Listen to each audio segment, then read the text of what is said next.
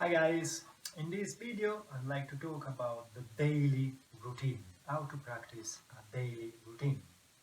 I would suggest you to subdivide your daily routine in three different ways. Practice time, play with the music time, and listening time. During your practice time, for example, you can do 15, 20 minutes, you can only do exercises. Rudiments.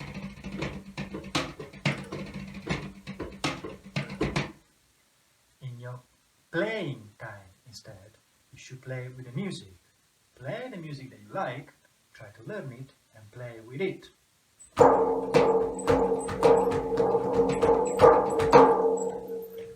Now, in your listening time instead, you should only listen to music, which basically means play the music that you like, but don't play the drum kit. Listen, take notes of the structure, of the drum beat, but do not do anything else than listen to music.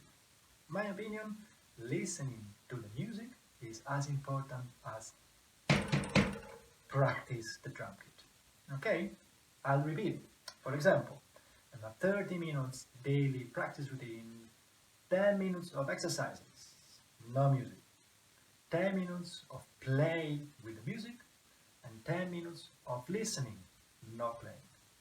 Okay? Keep on practicing, let me know how it goes.